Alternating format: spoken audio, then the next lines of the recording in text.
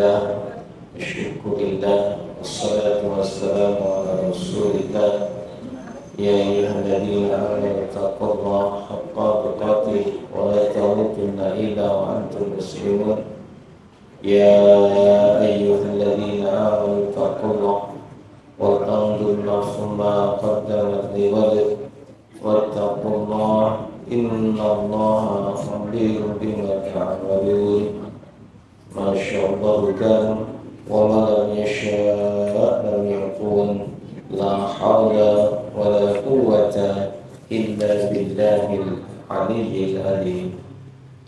Bapak Ibu jamaah yang dimuliakan oleh Allah Ta'ala, marilah bersama-sama kita awali kajian pada petang hari ini dengan bersama-sama membaca surat Al-Ikhlas, berzikir dan bersalawat. Moga-moga Allah memberikan rahmat. Mari kita mulai. A'udzu billahi minasyaitonir rajim. Bismillahirrahmanirrahim. Qul huwallahu ahad, Allahus samad, lam yalid wa lam yulad wa lam yakul lahu kufuwan ahad. Bismillahirrahmanirrahim. Qul huwallahu ahad, Allahus samad, lam yalid wa lam yulad wa lam yakul lahu kufuwan ahad. Bismillahirrahmanirrahim. Qul huwallahu ahad, Allahus samad, lam yalid wa lam yulad wa lam yakul lahu kufuwan ahad. Bismillahirrahmanirrahim. Qul huwallahu ahad, Allahus samad, lam yalid wa lam yulad wa lam yakul lahu kufuwan ahad. Bismillahirrahmanirrahim. Qul huwallahu ahad, Allahus samad, lam yalid wa lam yulad wa lam yakul lahu kufuwan ahad.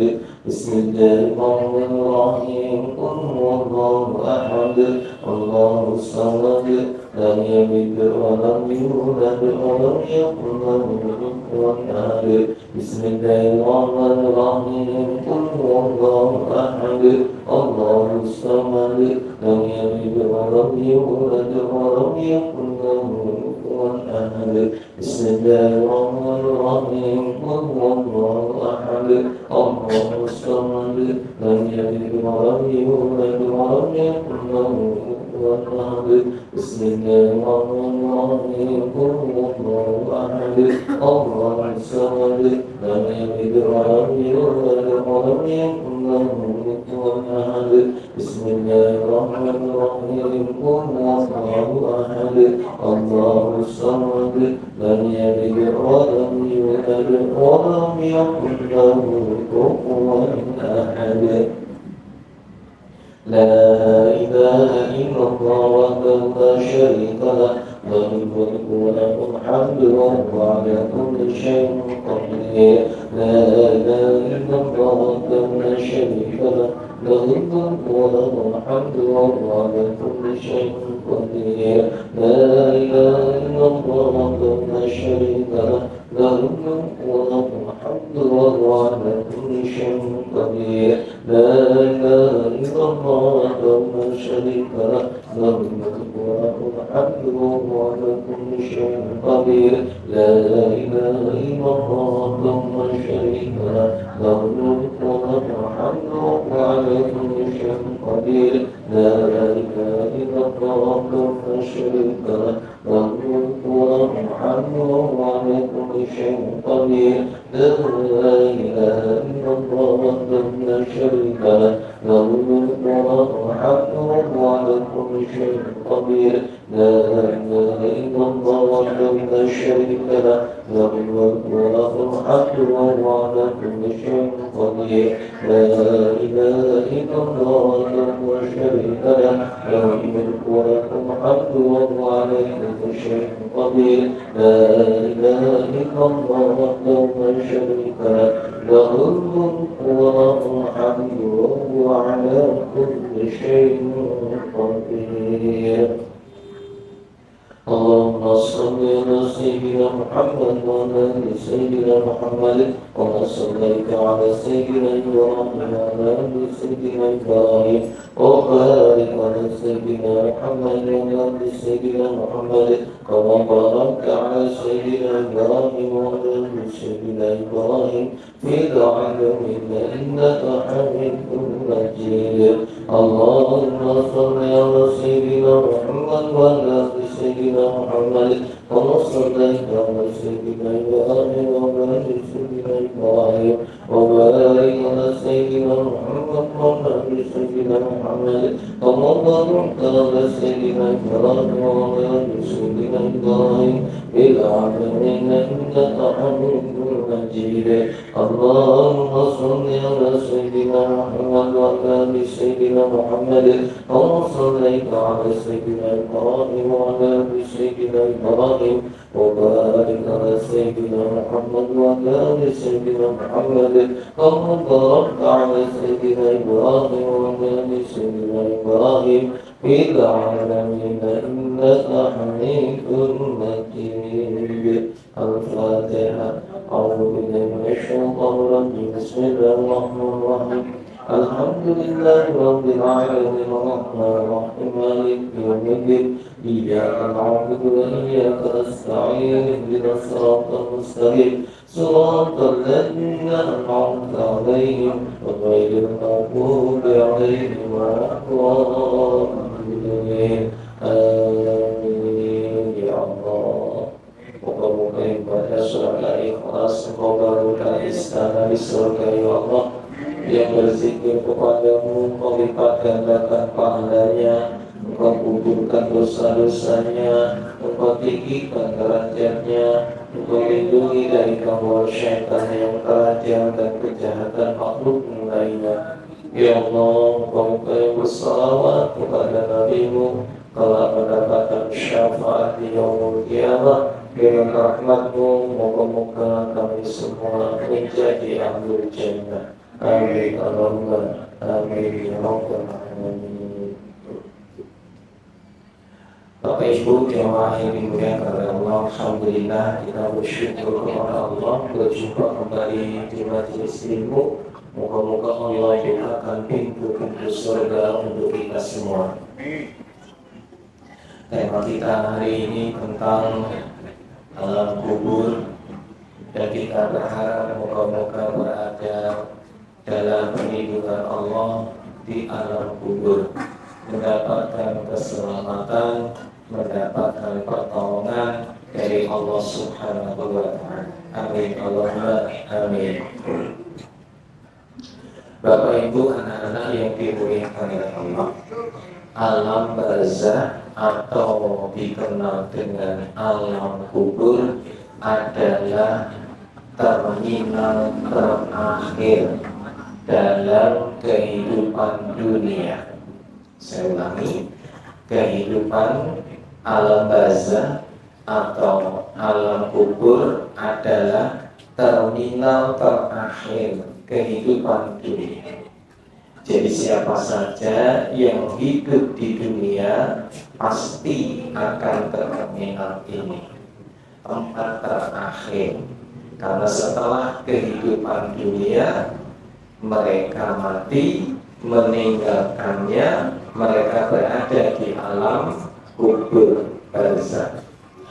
Alam barzakh juga disebut sebagai terminal pertama untuk kehidupan akhirat. Saya ulangi, alam kubur atau alam barzakh juga disebut sebagai alam pertama, terminal pertama untuk kehidupan alam akhirat. Jadi kalau ini dunia, ini akhirat, kehidupan dunia, kehidupan akhirat itu semua berada di alam barzakh. Terakhir ya di alam barzakh, permulaannya juga di alam barzakh. Terakhir setelah hidup dunia ya di alam barzakh, hidup di akhirat diawali dari alam barzakh. Jadi alam barzakh ini terminal. Ya, kalau perjalanan kita naik bis ya namanya terminal. Kalau perjalanan naik kereta ya namanya stasiun. Ya, intinya ini sebuah tempat di mana manusia berakhir setelah dunia ya tinggal di sini, dan mereka yang tinggal di sini siap-siap untuk melanjutkan perjalanannya lagi. Kullu nafsin dha'iqatul maut, setiap yang bernyawa pasti mati. Bapak Ibu, anak-anak, yang disebut dengan mati itu adalah definisi untuk jasad manusia. Dikatakan mati saat ruhnya sudah tidak ada, itu namanya mati. Yang hadir di sini hidup atau mati? Disebut hidup karena masih punya nyawa, masih punya ruh. Maka disebut mati manakala nyawanya sudah tidak ada, ruhnya sudah meninggalkan jasadnya. Pertanyaan, kalau ruhnya keluar dari jasad, yang mati yang mana? Ruh atau jasad? Jasad. Ruhnya masih hidup, tapi alamnya beda. Maka saat manusia itu mati, ruhnya ini dibawa ke langit oleh para malaikat. Kalau mereka beriman, maka ruh yang baik ini bisa sampai ke langit ke-7. Setiap pintu langit dibuka sampai langit ke-7. Ada seorang sahabat Nabi bernama Sa'ad bin Mu'adz radhiyallahu anhu. Beliau ini dikabarkan oleh Nabi saat meninggal dunia, sakaratul maut, dan meninggal dunia, meninggalnya Sa'ad bin Mu'adz ini menggetarkan arsy. Jadi arsy-nya Allah itu bergetar, dan pintu-pintu langit terbuka, dan 70.000 malaikat turun seluruhnya untuk menyaksikan kematian sahabat Sa'ad bin Mu'adz radhiyallahu anhu. Masya Allah, ini seorang sahabat yang mulia, sampai kematiannya itu menggetarkan arsy, bahkan membuka pintu-pintu langit, serta berkumpul 70.000 malaikat untuk menyaksikan kematiannya. Sahabat yang luar biasa. Meskipun demikian, kata Nabi, Sa'ad bin Mu'adz ini meskipun menggetarkan arsy, membuka pintu-pintu langit dan malaikat berdatangan sampai sekian puluh ribu, saat dia dimasukkan ke dalam kubur, mendapatkan himpitan di dalam kubur. Setelah dihimpit, kemudian dilonggarkan dan dilapangkan kuburnya. Maka dari sini para ulama sepakat, setiap manusia yang dimasukkan ke dalam kubur pasti akan mendapatkan himpitan kubur. Di hadis yang lain, sampai-sampai Rasulullah menyampaikan, orang kafir, orang beriman, orang dewasa maupun bayi yang mati akan mendapatkan himpitan kubur.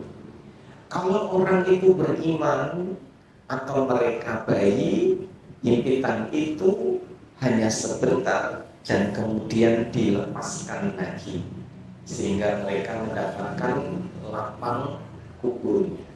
Sedangkan orang kafir, himpitan kubur itu menghancurkan tulang rusuk mereka dan terus terhimpit sampai hari kiamat. Moga-moga kita semua selamat. Amin. Jadi Bapak Ibu jamaah yang dimuliakan oleh Allah, meskipun sahabat saat ini meninggalnya sangat istimewa, tetap di alam kubur akan menghadapi yang namanya himpitan kubur. Maka kalau sahabat yang istimewa saja kena, apalagi yang lainnya pasti kena. Hanya saja Allah menyelamatkan orang-orang beriman. Himpitan itu hanya sebentar. Di hadis yang lain, seperti pelukan seorang ibu kepada bayinya, tetap dihimpit, akan tetapi tidak sampai merusakkan tubuh atau jasad-jasad tersebut, kecuali orang itu matinya dalam keadaan kafir. Nah, maka himpitan ini sampai menghancurkan tulang rusuk. Bahkan disebutkan rusuk satu dengan yang lain itu bersilangan. Jadi saking terhimpit sampai bersilangan. Dan ini sangat menyakitkan. Seandainya, kata Nabi, manusia dan jin bisa mendengarkan teriakan orang-orang di alam kubur, pasti mereka semua akan pingsan dan tidak akan bermain-main di atas bumi. Artinya hidup mereka mesti akan benar-benar semangat beramal soleh. Seandainya mereka dengar, pasti pingsan. Maka Allah tidak menjadikan jin dan manusia mendengar teriakan orang-orang di alam kubur. Yang bisa mendengar hanya malaikat dan binatang. Jadi binatang itu bisa mendengar. Dan Bapak Ibu, kalau kita sudah mengerti semacam ini, maka persiapkan diri agar besok kita matinya husnul khatimah. Yang berikutnya, ada seorang wanita di zaman Nabi punya kebiasaan resik-resik masjid. Ada yang suka bersih-bersih masjid ya. Nah, wanita ini suka membersihkan Masjid Nabawi. Seorang yang tidak dikenal, tidak menonjol, dan dia seorang wanita, tidak dikenal, tidak menonjol, ya kurang diperhatikan. Hingga suatu saat meninggal dunia di malam hari dan langsung dikubur di malam itu pula. Nah, pada saat pagi harinya Rasulullah kehilangan wanita itu. Ditanya para sahabat, kok aku gak lihat wanita yang biasanya resik-resik, kemana dia? Nah, sahabat pada cerita, ya Rasulullah, semalam dia meninggal dunia dan kami sungkan untuk mengganggu istirahat Rasulullah. Karena itu malam Rasulullah sudah berada di dalam rumah, para sahabat sungkan, kabarnya tidak enak kalau mengganggu Rasulullah. Akhirnya para sahabat sepakat dimakamkan. Maka keesokan paginya Rasulullah bertanya kemana wanita tersebut, ternyata sudah meninggal. Dan Rasulullah bertanya, kenapa kau tidak memberitahu saya? Nah, jawaban para sahabat, kami khawatir mengganggu Rasulullah SAW. Kalau begitu tunjukkan mana kuburnya. Akhirnya Rasulullah SAW pun mendatangi kubur wanita tersebut. Kemudian Rasulullah sholat di atas kubur itu. Maksudnya di atas kubur itu bukan di atasnya persis ya, maksudnya ya di samping. Di atas kubur itu maksudnya di kuburan yang ngisor ya di atas itu. Kemudian Rasulullah sholat di atas kuburnya, dan setelah selesai sholat, namanya sholat jenazah, dan Rasulullah bersabda mengatakan kepada para sahabat, sesungguhnya wanita ini berada di dalam kubur yang gelap, dan sholatku membantu meneranginya. Maka jemaah ini menunjukkan satu kesimpulan bahwa di dalam kubur itu tanah akan menghimpit siapa yang masuk ke dalamnya. Yang kedua, tempatnya gelap. Karena kubur itu tempatnya gelap, maka butuh cahaya. Nah, apa saja amalan yang bisa mendatangkan cahaya agar di alam kuburnya tidak mendapat kegelapan? Saya ulangi, amal apa saja yang bisa mendatangkan cahaya sehingga kubur kita tidak mengalami kegelapan. Karena orang yang gelap di alam kuburnya, maka perjalanan sampai ke akhiratnya sangat berat. Bisa jadi ujungnya neraka. Tapi kalau di alam kuburnya terang benderang, mendapat cahaya, maka ujung ke akhiratnya insya Allah surga. Moga-moga kita semua dapat. Amin. Maka ada beberapa amal soleh yang bisa kita kerjakan, dan ini disunahkan Nabi SAW. Yang pertama adalah iman. Maka barang siapa yang beriman kepada Allah, niscaya akan mendapatkan cahaya. Besok kita akan menyaksikan peristiwa di hari kiamat. Orang-orang kafir itu dibangkitkan dari kubur-kubur mereka dengan wajah-wajah yang hitam dan membiru. Hitam dan biru menunjukkan kegelapan mereka, sehingga dipastikan orang-orang ini kafir. Sedangkan orang-orang beriman saat dibangkitkan, wajah-wajah mereka itu bercahaya, maka dipastikan mereka orang-orang yang beriman. Saya ulangi, jadi orang kafir dibangkitkan itu tidak memiliki cahaya, gelap. Ia ditandai dengan wajah-wajah yang menghitam dan membiru, besar sekali. Sedangkan orang-orang beriman dengan wajah-wajah yang bercahaya. Dikabarkan wajah bercahaya ini lebih terang dari matahari, tapi tidak menyilaukan. Kalau kita lihat matahari kan silau. Nah, ini tidak menyilaukan. Lihat lampu ini, silau. Tapi besok orang beriman bercahaya seperti ini, tapi tidak menyilaukan. Moga-moga kita semua dapat anugerah. Amin. Bahkan belum sampai di hari kiamat, kelak di akhir zaman ada satu peristiwa bahwa nanti akan keluar tanda kiamat besar, yaitu binatang melata, raksasa yang dijuluki Dabbatul Ard. Dabbah ini sebagai tanda kiamat besar. Tugasnya adalah memisahkan orang kafir dan orang mukmin. Dan siapa yang kafir dipukul dengan tongkat Nabi Musa dan menghitam tubuhnya. Orang mukmin distempel dengan stempel cincinnya Nabi Sulaiman dan bercahaya. Bisa jadi kita nggak menangi, mungkin mati sih. Tapi mungkin anak-anak kita, cucu kita bisa jadi menangi. Atau bapak ibu yang umurnya dipanjangkan, nek menangi, moga-moga disestempel. Amin. Karena kalau disestempel sudah pasti ahli surga.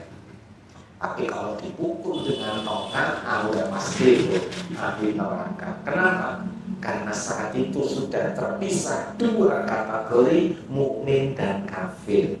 Saat dipukul dan distempel, langsung mereka hilang ingatan tentang nama.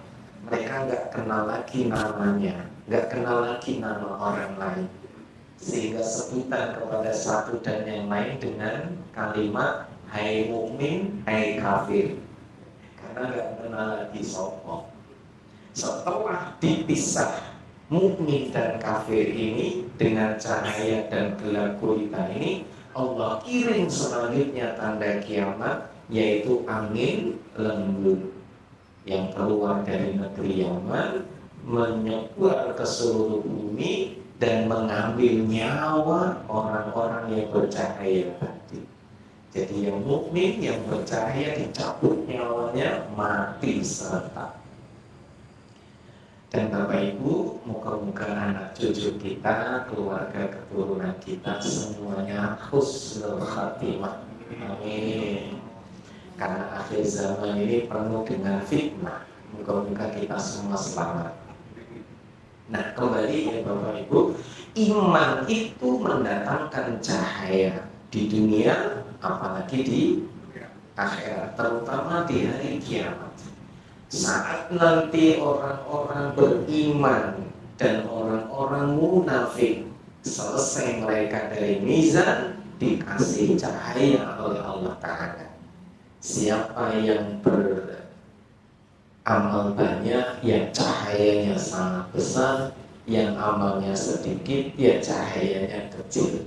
Dan cahaya ini dipakai untuk melintasi sirat supaya selamat sampai ke ujungnya.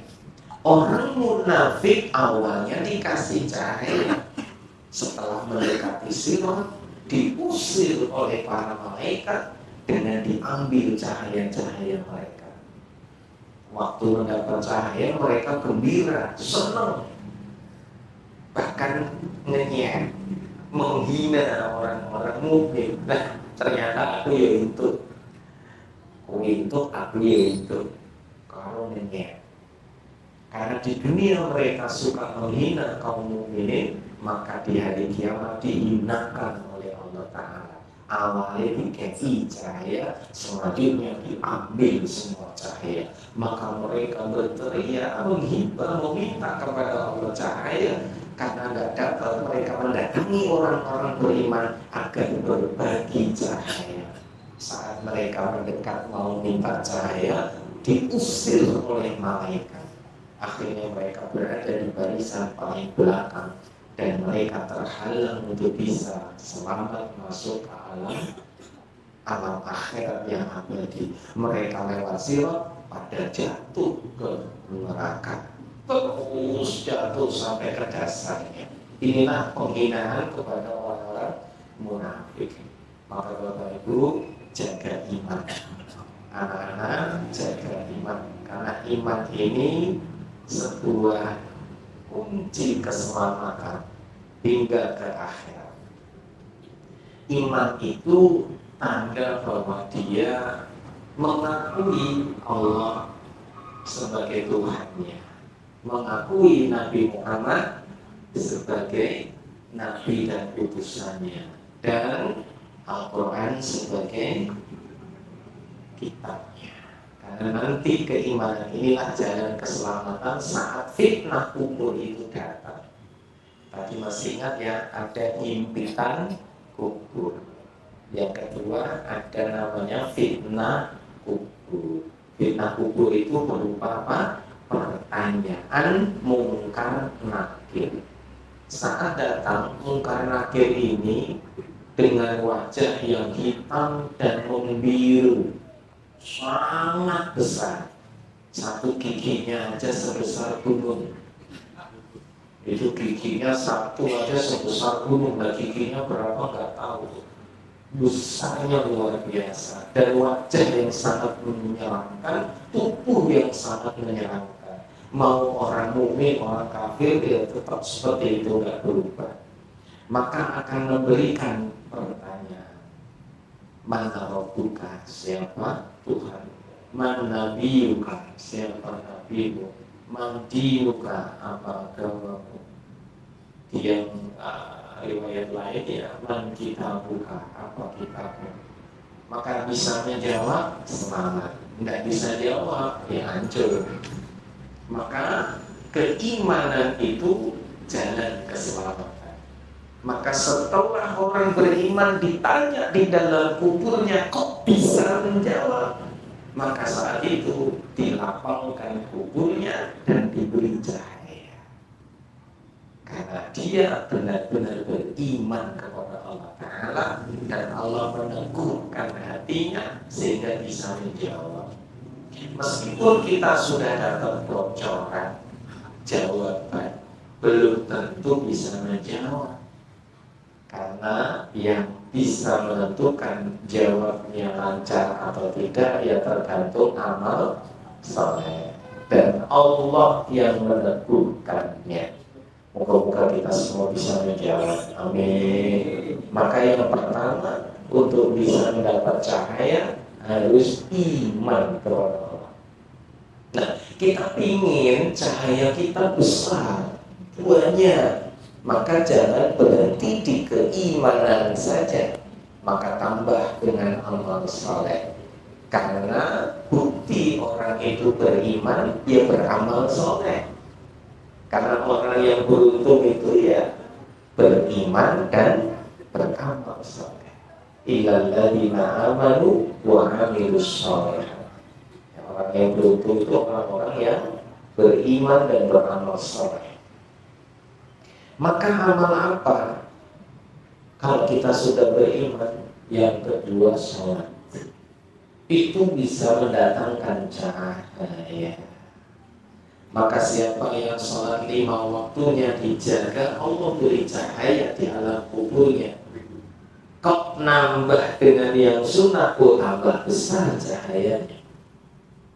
Bahkan ada sholat yang khusus di mana sholat ini benar-benar mendatangkan cahaya. Tidak hanya cahaya di alam kuburnya atau di hari kiamatnya, tapi cahaya ini juga untuk dunianya.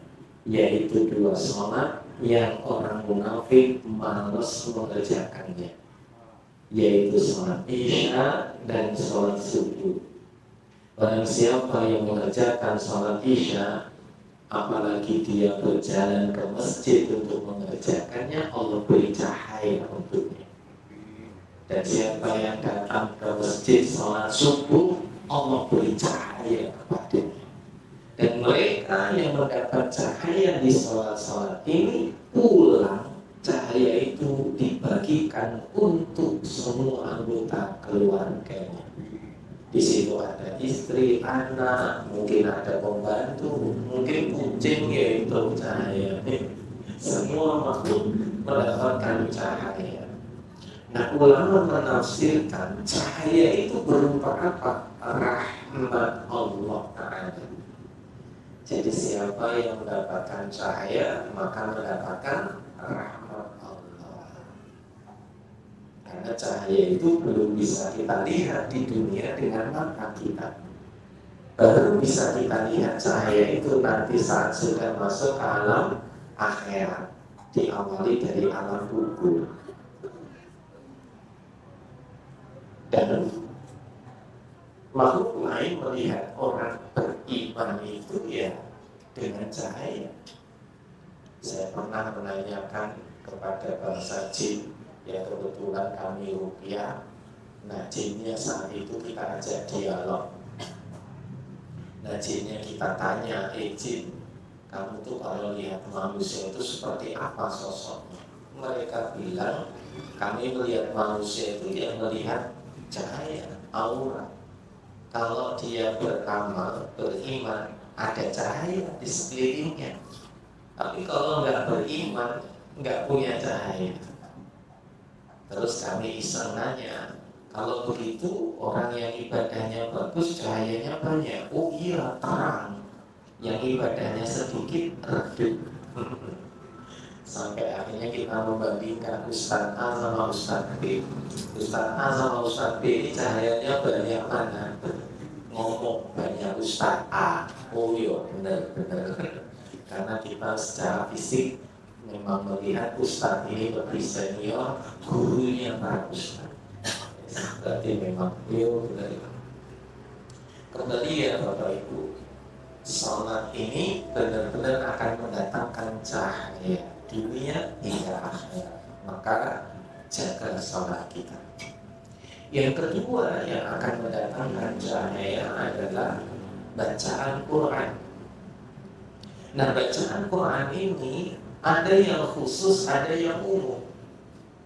Yang umum itu ya seluruh bacaan Quran itu akan mendatangkan cahaya. Nah, ada yang khusus. Pertama, surat Al-Mulk. Siapa yang membaca surat Al-Mulk terbebas dari azab kubur. Kalau bisa hafal, ya hafal. Kalau tidak bisa hafal, ya baca. Dibaca sebelum tidur, bukan sehabis isya. Bar Isya maca al-Muluk turunnya kok jam 11, ini salah. Karena syaratnya memang dibaca sebelum tidur. Nek mapan turunnya jam 10, ya wis saurunge mapan turu maca sik. Jelas ya? Jadi bukan cari Isya baca, tidurnya nanti, bukan begitu syariat. Sunnahnya adalah baca surat Al-Muluknya sebelum berangkat tidur, maka Allah akan beri cahaya. Yang kedua, surat Al-Kahfi. Siapa yang membaca surat Al-Kahfi diberi cahaya. Dan ulama sebagaimana yang disabdakan Nabi sepakat, yang membaca surat Al-Kahfi menurut sabda Nabi mendapat cahaya dari Jumat ke Jumat berikutnya, dari tempat dia sampai ke Baitullah, ke kota Mekah. Jadi siapa yang baca surat Al-Kahfi di malam hari mendapat cahaya dari dia sampai ke Ka'bah. Kalau dibaca di siang hari mendapat cahaya dari Jumat ke Jumat berikutnya. Maka orang yang membaca surat Al-Kahfi akan diliputi cahaya. Yang ketiga, membaca dua surat yang dikenal dengan Zahrawaini, yaitu Al-Baqarah dan Ali Imran.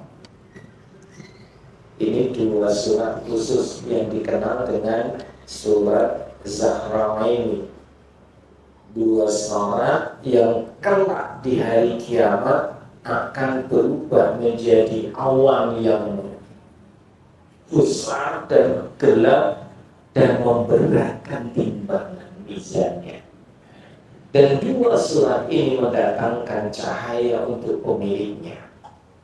Di dunia berguna untuk menghilangkan sihir dan gangguan syaitan, serta mencegah dari gangguan sihir dan gangguan syaitan. Zahrawaini yaitu Al-Baqarah dan Ali Imran. Maka banyak baca yang istimewa-istimewa. Ini yang kedua, yang ketiga, yang membaca Al-Quran. Apalagi yang khusus-khusus tadi. Yang keempat yaitu sedekah. Karena sedekah ini bisa mendatangkan cahaya di alam kubur. Bahkan kelak di hari kiamat menjadi naungan, payung bagi yang bersedekah. Sedekah itu macamnya banyak. Bisa harta, bisa makanan, bisa tenaga, dan lain sebagainya. Bahkan zikir kita pun bisa bernilai sedekah. Subhanallah, sedekah. Alhamdulillah, sedekah.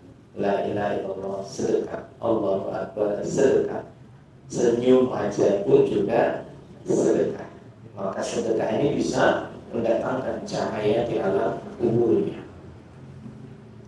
Berikutnya yang bisa mendatangkan cahaya di alam kubur adalah jihad fisabilillah atau berperang di jalan Allah. Karena memang orang yang berperang ini mendapat keistimewaan. Kalau dia gugur sebagai syuhada, dia berada di surga, itu ruhnya dan jasadnya aman sentosa di alam kuburnya. Dan hari ini yang namanya jihad fisabilillah dalam arti berperang di jalan Allah untuk Indonesia kayaknya belum.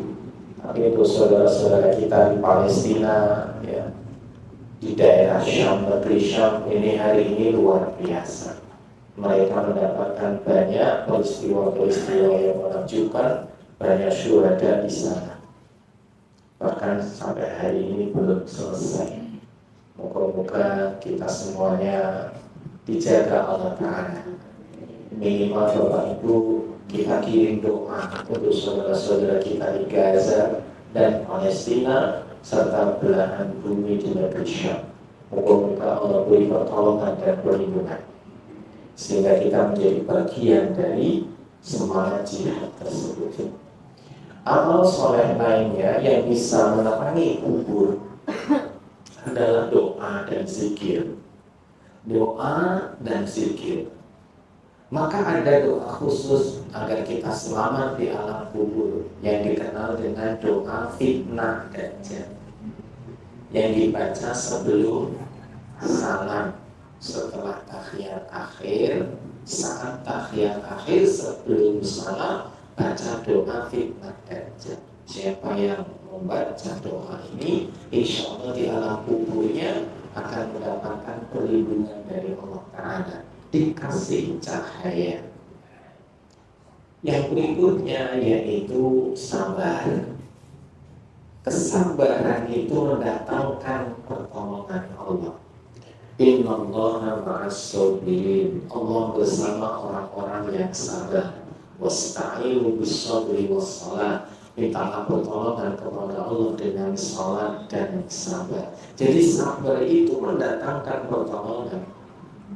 Maka saya pernah menyampaikan, sabar itu termasuk amalan yang pahalanya tak terbatas. Amal yang pahalanya tak terhingga, itu sabar. Dan sabar itu berat, makanya butuh perjuangan, pengorbanan. Ada sabar dalam ketaatan kepada Allah, ada sabar untuk tidak maksiat kepada Allah, dan sabar menghadapi ujian, cobaan, mendapat masalah, kesulitan, dan sebagainya. Nah, orang biasanya melatih kesabaran hanya untuk hal-hal yang ini, itu musibah, itu ujian, itu cobaan.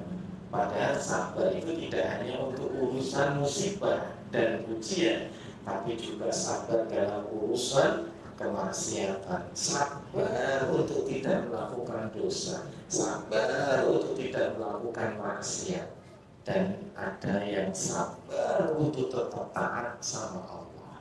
Nah, kesabaran ini ganjarannya tak terbatas.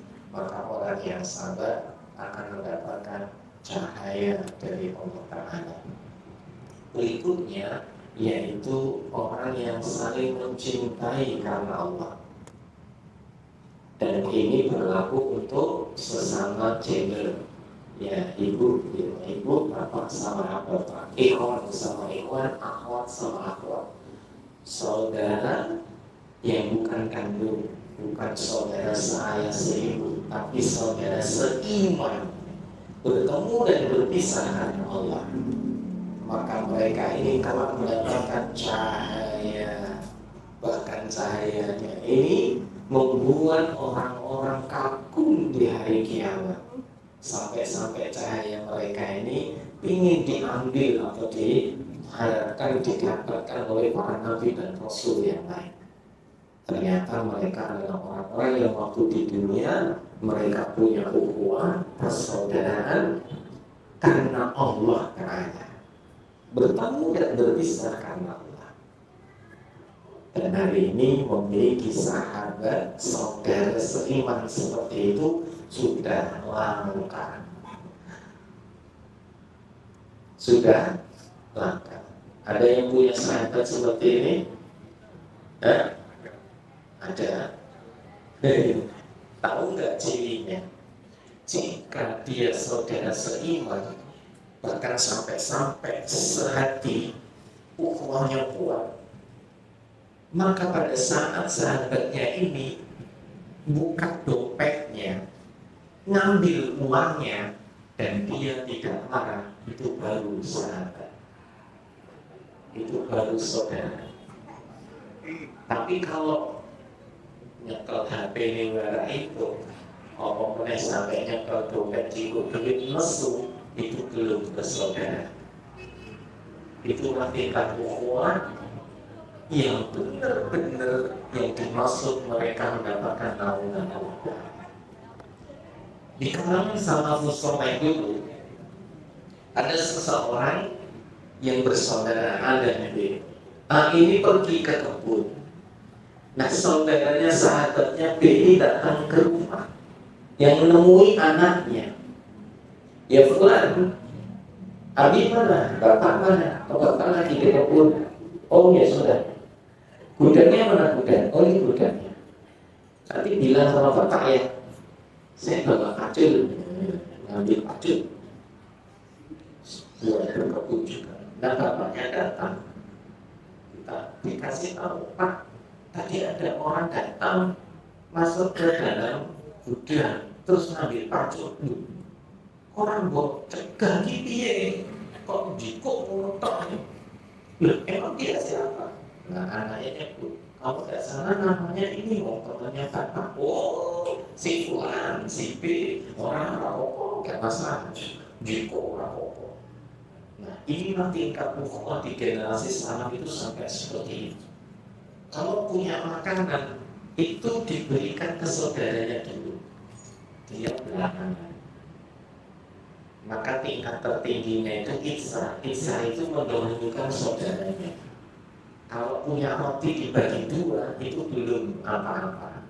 Dan EDW seperti itu. Mereka rasa kei. Kalau ihsan itu dikasihkan saudaranya dulu. Lalu itu gimana? Saya gampang.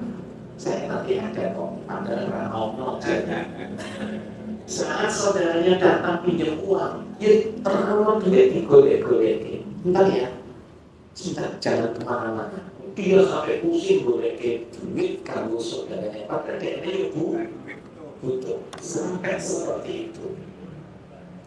Gampangnya tingkat ukhuwahnya itu sudah sampai ihsan mendahulukan saudaranya. Nah hari ini mendapatkan sahabat demikian boleh. Susah. Ini 100 dong. Aneh. Susah. Makanya Bapak Ibu jamaah, mereka-mereka yang semacam ini memang luar biasa. Wajar jika mendapatkan kedudukan tinggi di hari kiamat, cahaya yang istimewa. Oke Bapak Ibu, karena waktu juga yang memisahkan kita sambung di episode berikutnya masih tentang terangilah alam kubur kita, karena yang bisa mendatangkan cahaya masih banyak. Mohon yang mencatat besok diingatkan ke saya ya, sampai mana saja. Barakallahu Allahu bisawab wa billahi taufiq wal hidayah.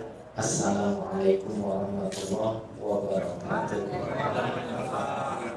Kita tutup hamdalah dan doa kafaratul majelis. Alhamdulillahirabbil alamin. Subhanakallahumma wa bihamdika asyhadu an la ilaha illa anta astaghfiruka wa atubu ilaik. Allahumma sholli ala Muhammad ya Rabbi sholli alaihi wasallim. Allahumma sholli ala Muhammad ya Rabbi sholli alaihi wasallim. Allahumma sholli ala Muhammad.